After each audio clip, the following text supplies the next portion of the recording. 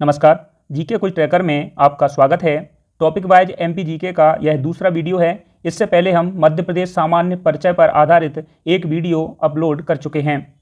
इस वीडियो में मध्य प्रदेश के पर्वत, पहाड़, चोटी और पठारों को कवर करने का प्रयास किया गया है।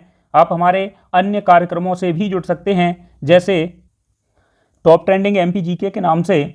इसमें हमने 2000 प्रश्नों को कवर करने का कार्य किया है। यह प्रश्न इतने इंपॉर्टेंट हैं कि आपकी चाहे पटवारी परीक्षा देख लें, या फिर वन रक्षक की परीक्षा देख लें, या फिर एमपीपीएससी की परीक्षा देख लें। एमपीपीएससी में ही 21 प्रश्न इन वीडियो से आए हैं सीधे सीधे। ठीक है, तो आप इससे अनुमान लगा सकते हैं कि इनका इंपॉर्टेंस क्या है। और बाकी के आगे आने वाले एमपी पुलिस, एसआई या अन्य किसी भी एमपी के एग्जाम में यहाँ से प्रश्न काफ़ी बनने की संभावना है। दूसरा यह है कि टॉपिक वाइज हम वीडियो कवर कर रहे हैं, जिसमें मध्य प्रदेश के सभी टॉपिकों पर एक वीडियो आपको मिलेगा और इसमें पूरा जी के कवर हो जाएगा। ठीक है, साथ में ही जो एसआई की तैयारी कर रहे हैं तो वो हमारे इन दो कार्यक्रमों को देख सकते हैं। एक कार्यक्रम में प्रीवियस ईयर के जितने भी प्रश्न हैं उनको कवर किया गया है, और एक में हम संभावित प्रश्नों के साथ हाजिर हैं। एमपी पुलिस के लिए मैथ चल रहा है, एसएससी जीके के लिए हमारी एक जीके की सीरीज चल रही है, तो आप इसे देख सकते हैं। साथ ही जिन लोगों को अगर पीडीएफ चाहिए वो सभी इस लिंक पर जाकर के टेलीग्राम ज्वाइन कर सकते हैं और वहां से पीडीएफ प्राप्त कर सकते हैं। तो चलिए शुरू करते हैं हम अपना आज का कार्यक्रम। आज का पहला प्रश्न है, मध्य प्रदेश में सबसे प्राचीन आर्कियन चट्टानों का उदाहरण है। आप सभी जानते हैं कि मध्य प्रदेश की सबसे प्राचीन चट्टानों में आर्कियन चट्टानों की काउंटिंग की जाती है। उन्हीं का उदाहरण पूछा गया है, तो इसका उदाहरण है बुंदेलखंड नीस। ठीक है, बुंदेलखंड नीस जो है ये सबसे प्राचीन आर्कियन चट्टानों का उदाहरण है। आइए इससे संबंधित कुछ फैक्ट हम जान लेते हैं। फैक्ट ये हैं कि सबसे प्राचीन चट्टानें अगर पूछें आपसे तो आप याद रखेंगे कि आर्कियन चट्टानें हैं। ठीक है, इनका अगर काल पूछ दिया जाए तो प्री कैम्ब्रियन काल से ये संबंधित हैं, और इनका उदाहरण है बुंदेलखंड नीस। जीवाश्म इनमें नहीं पाया जाता है, तो ये फैक्ट आपको याद रखने हैं। दूसरा प्रश्न है, भूवैज्ञानिक संरचना की दृष्टि से प्राचीनतम चट्टानें कौन सी हैं? तो भूवैज्ञानिक दृष्टि की संरचना की दृष्टि से देखा जाए तो मध्य प्रदेश की सबसे प्राचीन चट्टानों में आर्कियन चट्टानों की गिनती की जाती है। तो ये जो आर्कियन चट्टानें हैं ये सबसे प्राचीन चट्टानें हैं। अगला प्रश्न है, निम्नलिखित में से कौन सी श्रेणी की चट्टानें धारबाड़ समूह के अंतर्गत शामिल नहीं की जाती हैं? तो धारबाड़ समूह की चट्टानों में कौन कौन सी श्रेणियों की चट्टानें शामिल की जाती हैं, ये आपसे पूछा गया है। तो देखिए, चिल्पी श्रेणी है ये इसमें काउंट की जाती है, संकोली श्रेणी भी इसमें काउंट की जाती है, बिजावर श्रेणी की चट्टानें इसके अंतर्गत नहीं आती हैं, सौंसर श्रेणी की चट्टानें इसके अंतर्गत आती हैं। तो देखिए आगे हम देखते हैं इनसे संबंधित महत्वपूर्ण फैक्ट। अगर हम बात करें धारबाड़ क्रम की चट्टानों की, तो चिल्पी श्रेणी ये बालाघाट में पाई जाती है, बालाघाट के आसपास के क्षेत्र में चिल्पी श्रेणी है।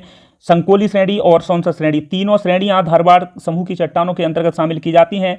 चिल्पी श्रेणी बालाघाट में है, संकोली श्रेणी जबलपुर में है, सौंसर श्रेणी छिंदवाड़ा में है। ये आपसे पूछा जा सकता है, तो आप इन्हें याद रखेंगे। साथ में आप ये भी याद रखेंगे कि इन धारबाड़ समूह की जो चट्टानें हैं, चिल्पी, संकोली, सौंसर, इनमें कौन सी खनिज मुख्यतः पाई जाती है? तो आप सभी जानते हैं कि बालाघाट छिंदवाड़ा में मैग्नीज पाया जाता है, इसलिए आप इसे याद रखेंगे। साथ में आप ये भी याद रखेंगे कि बिजावर श्रेणी की चट्टानें किस क्रम की चट्टानों में शामिल की जाती हैं? तो ये कडप्पा क्रम की चट्टानों में शामिल होती हैं। बिजावर श्रेणी छतरपुर, पन्ना, सतना इत्यादि जिलों में पाई जाती है, और ये कडप्पा क्रम की चट्टानों में शामिल की जाती हैं। मुख्य खनिज इनकी हीरा है। हीरा जो है यहाँ पर कडप्पा क्रम की चट्टानों में पाया जाता है, और विशेष करके बिजावर श्रेणी में। अब देखिए, अगर आप चट्टानों के बारे में जानना चाहते हैं तो इस मैप को देख लीजिएगा। ये काफ़ी मेहनत से बनाया है, लेकिन आपके लिए काफ़ी इंपॉर्टेंट हो सकता है। तो सबसे पहले हम देखेंगे कि मध्य प्रदेश में आर्कियन क्रम की जो चट्टानें हैं, सबसे प्राचीन चट्टानें हैं। अब देखिए, ये आर्कियन क्रम की चट्टानें हैं।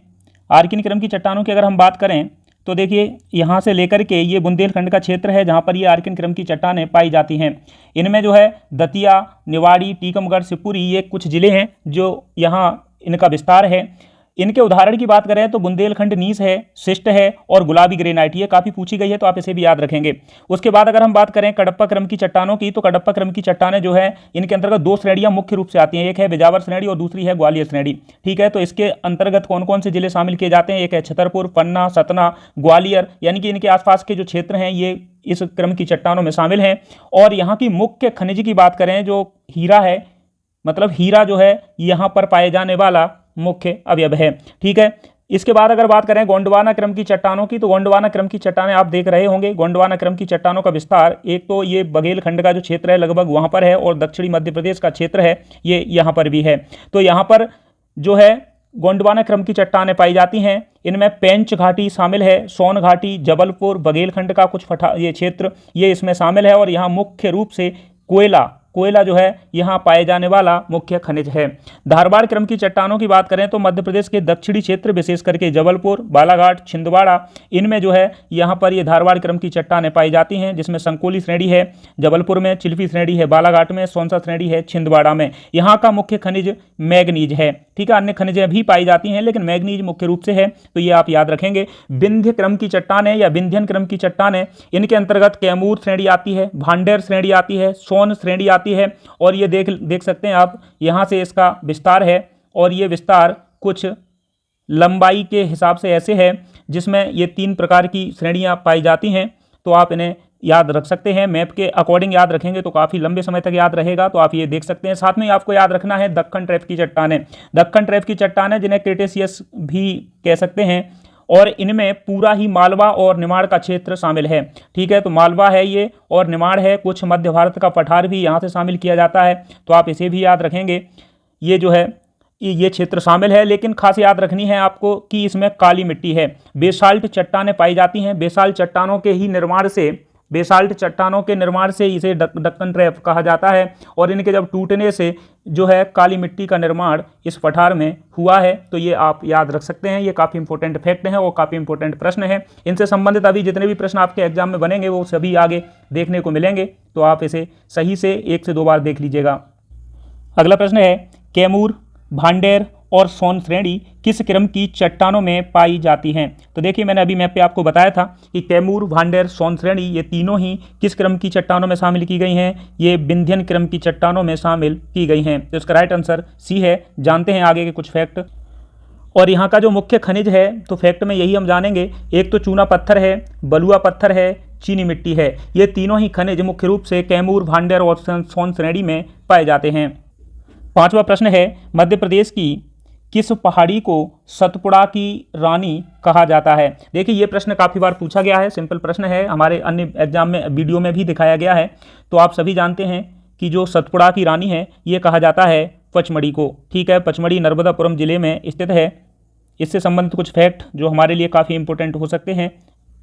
आपसे पूछा जाए मध्य प्रदेश में दक्षिण का द्वार किसे कहते हैं? तो आप याद रखेंगे बुरहानपुर को। रीवा पन्ना के पठार को और क्या कह सकते हैं? तो विंध्य पठार कहा जाता है या विंध्यन कगार कहा जाता है। साथ में आपको याद रखना है ये वही बात है, रीवा पन्ना के पठार को विंध्यन कगार के नाम से भी जाना जाता है। मध्य प्रदेश का प्रत्यक्त शहर मांडू को कहा जाता है, मांडू धार में है। मध्य प्रदेश का मिनी मुंबई इंदौर को कहते हैं। मेकाल पहाड़ियों को वाटरशेड के नाम से भी जाना जाता है।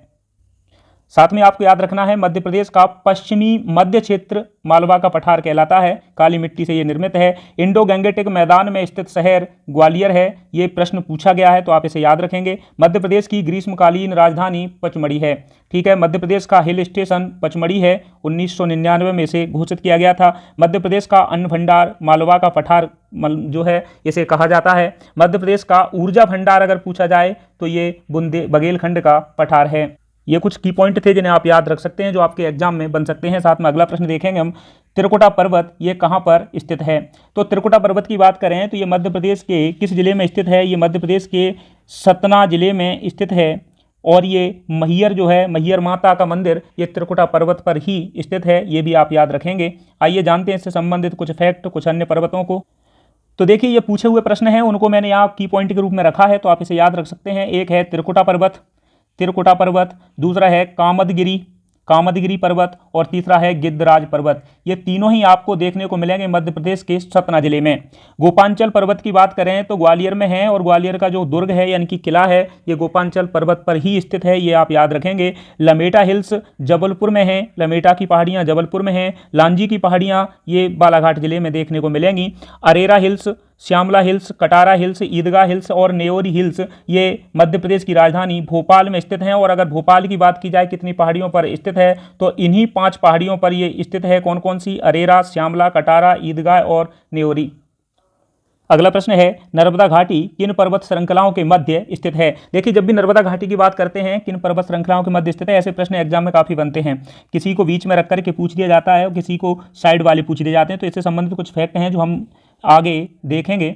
तो अगर हम बात करें नर्मदा घाटी की, तो ये नर्मदा जो घाटी है ये स्थित है सतपुड़ा नीचे है सतपुड़ा और बीच में है नर्मदा और उसके बाद है विंध्याचल। तो ये इसका राइट आंसर होगा वी। लेकिन इससे संबंधित कुछ फैक्ट जिन्हें आप याद रखेंगे, तो देखिए फैक्टों को हम जान लेते हैं। सबसे पहले उत्तर से याद रखेंगे कि उत्तर में कौन सा स्थित है और उसके बाद में दक्षिण की तरफ इसका क्रम चला जाएगा। सबसे पहले स्थित है अरावली पर्वत श्रृंखला जो राजस्थान के आसपास स्थित है या राजस्थान में स्थित है। उसके बाद में मध्य प्रदेश में मालवा का पठार आता है और उसके बाद आता है विंध्याचल पर्वत श्रेणी। तो आपसे यह भी पूछा जाता है कि अरावली पर्वत श्रृंखला और विंध्याचल पर्वत श्रृंखला के मध्य कौन सा पठार स्थित है, तो ये मालवा का पठार है। वहीं अगर बात करें नर्मदा नदी की, जो हमारा प्रश्न है, तो नर्मदा नदी विंध्याचल पर्वत श्रृंखला और सतपुड़ा पर्वत श्रृंखला के मध्य स्थित है। आपसे यह भी पूछा जा सकता है कि ताप्ती नदी किन दो श्रृंखलाओं के मध्य स्थित है, तो एक है महाराष्ट्र में अजंता श्रेणी और ऊपर है सतपुड़ा पर्वत श्रेणी मध्य प्रदेश में। इनके बीच में स्थित है ताप्ती नदी। अगला प्रश्न देखते हैं, मालवा के पठार की सबसे ऊंची चोटी कौन सी है। तो मालवा के पठार की या आपसे पूछी जा सकती है मध्य भारत के पठार की, बुंदेलखंड के पठार की, बघेलखंड के पठार की। तो ये चोटियां आप याद रखेंगे, आजकल प्रश्न इन्हीं से बनते हैं। मालवा के पठार की सबसे ऊंची चोटी की बात करें तो ये है सिगार की चोटी। ठीक है, सिगार की चोटी ये जो है जहाँ से अपनी चंबल नदी निकलती है यानी कि जानापाव पहाड़ी से, उसके निकट में ही ये सिगार की चोटी स्थित है। तो यहाँ पर सिगार की चोटी है, जानापाव चोटी है, काकड़ी बड़री पहाड़ी है। ये कुछ चोटियाँ हैं जो ये मालवा के पठार में स्थित हैं। आइए जानते हैं इनसे संबंधित कुछ महत्वपूर्ण फैक्ट। तो सबसे पहले आपसे पूछा जा सकता है कि मध्य प्रदेश की सबसे ऊंची चोटी कौन सी है। तो मध्य प्रदेश की सबसे ऊंची चोटी की बात करें तो ये धूपगढ़ है। ये नर्मदापुरम जिले के पचमढ़ी में स्थित है और अगर इसकी हाइट की बात करें तो ये 1352 मीटर है। ठीक है, मध्य प्रदेश की सबसे ऊंची चोटी है।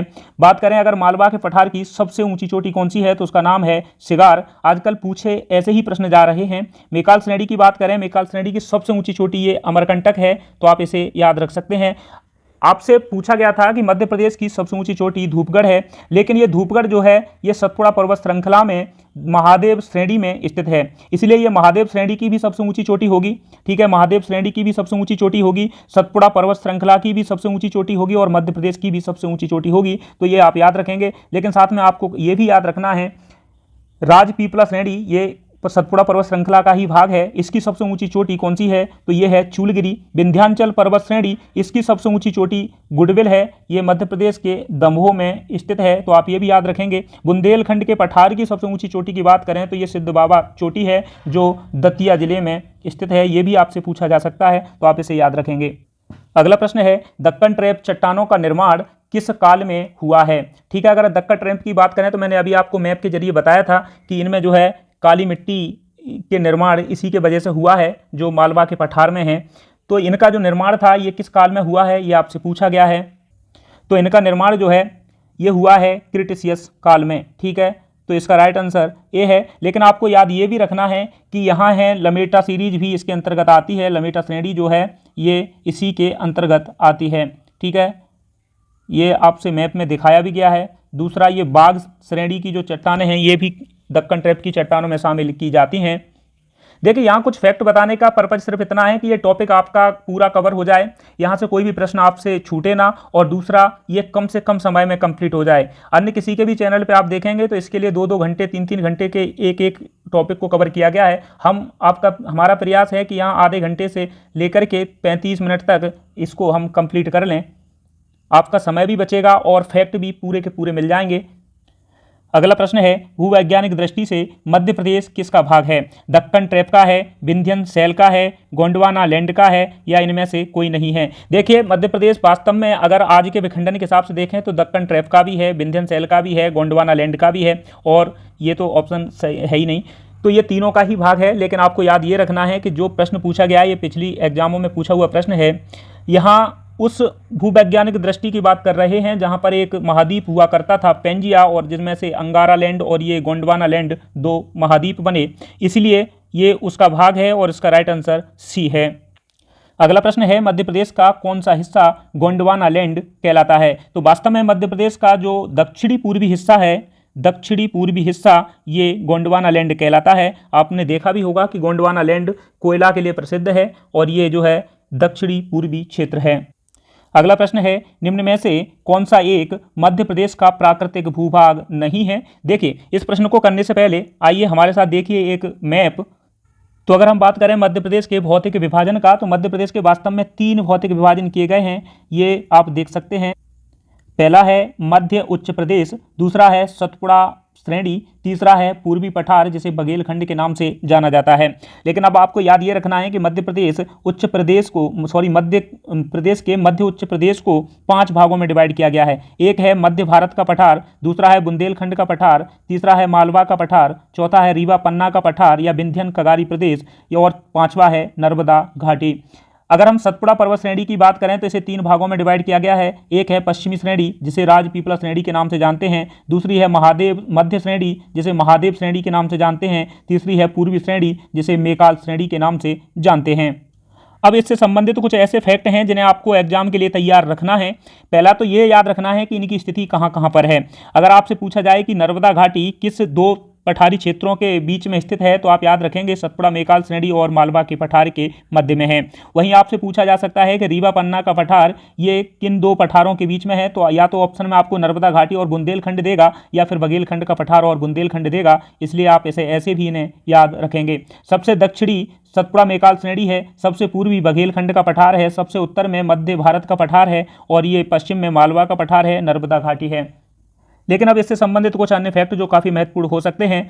सबसे बड़ा प्राकृतिक प्रदेश अगर आपसे पूछा जाए तो आप इसे याद रखेंगे, ये सबसे बड़ा प्राकृतिक प्रदेश मालवा का पठार है। ये यहाँ पर फैक्ट के रूप में लिखा भी है, तो आप इसे याद रखेंगे। अगर सबसे छोटा पूछा जाए तो आप याद रखेंगे बघेलखंड का पठार। बघेलखंड का पठार सबसे छोटा प्राकृतिक प्रदेश है, ये लाल पीली मिट्टी से निर्मित है, ये भी आपसे पूछा जा सकता है।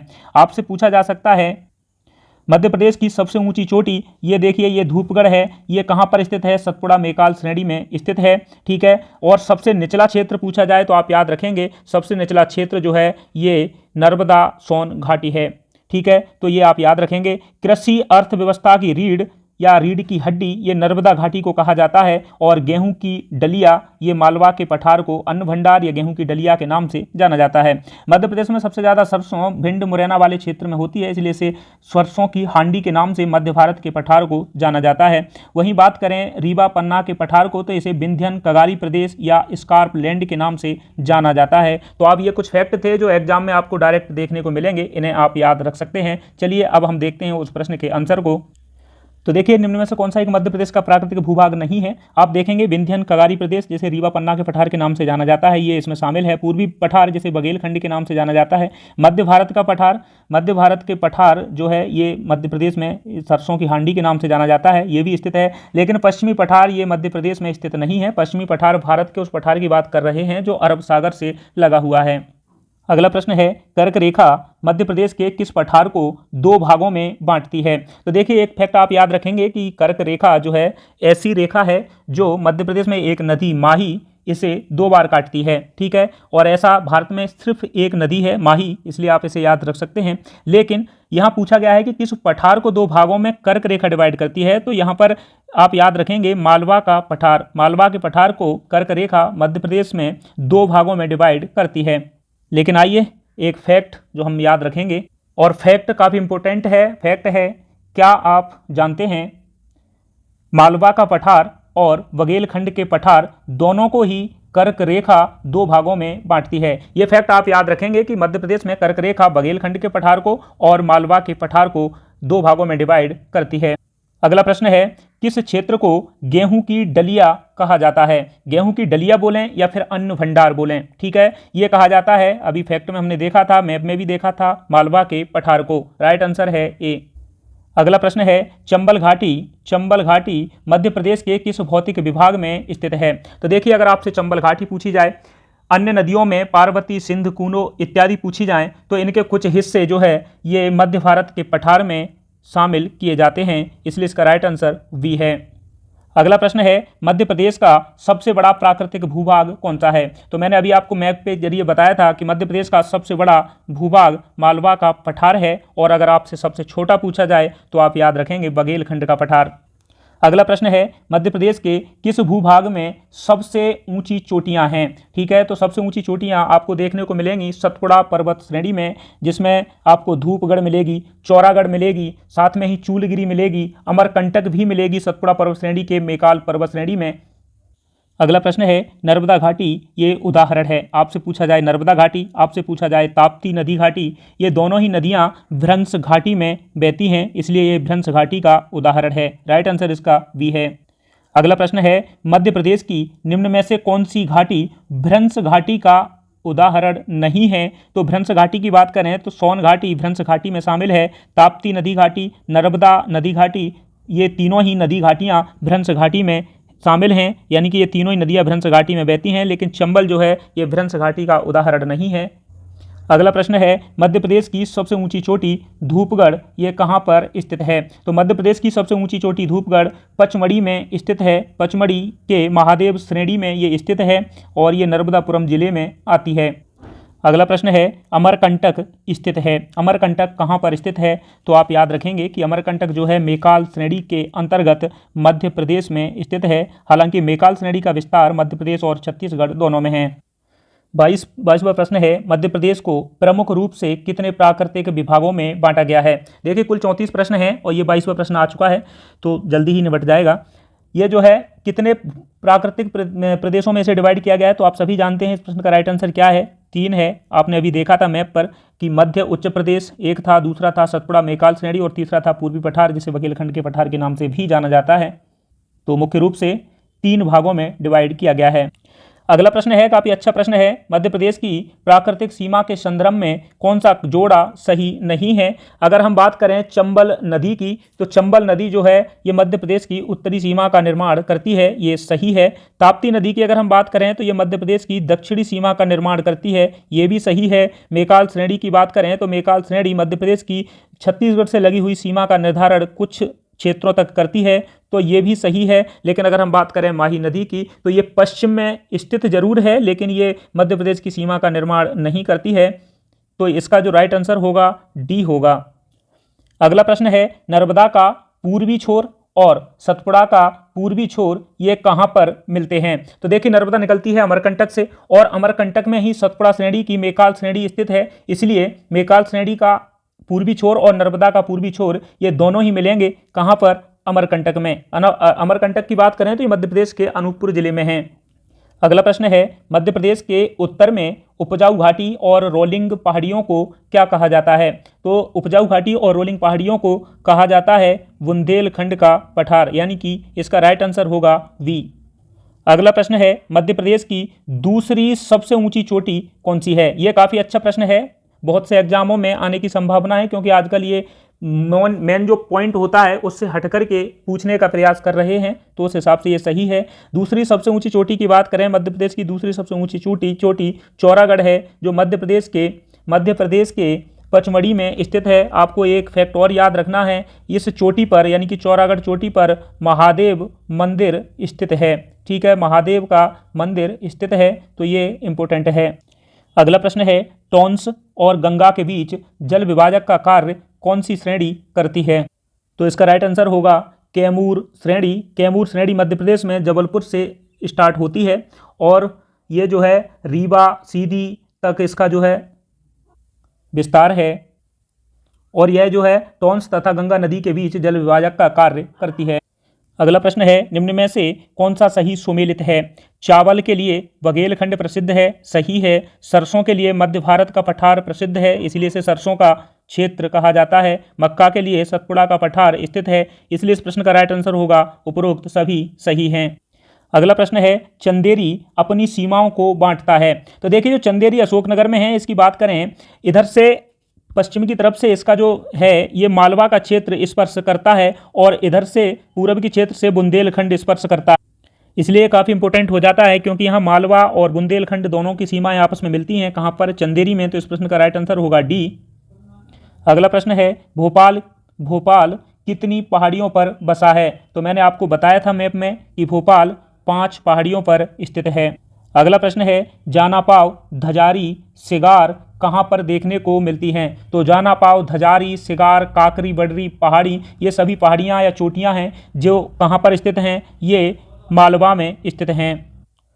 मध्य प्रदेश में हीरा कहाँ पाया जाता है? तो मध्य प्रदेश में अगर हीरे की बात करें तो ये कडप्पा क्रम की चट्टानों में बिजावर श्रेणी में पाया जाता है। जिला आपको सभी को पता है, पन्ना छतरपुर है।